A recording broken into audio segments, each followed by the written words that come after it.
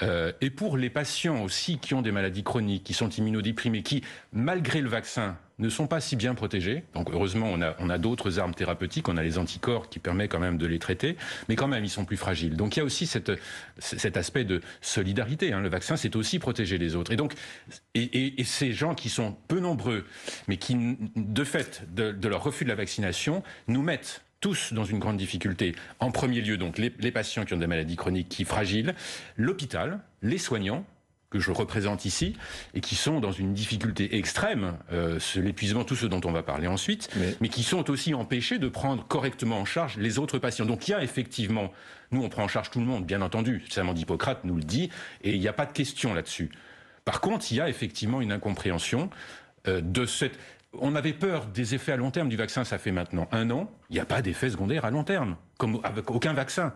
Par contre, je veux dire, quand on est mal vacciné, comme à Marseille ou dans certains pays, on a beaucoup plus de patients en réanimation, on a plus de morts.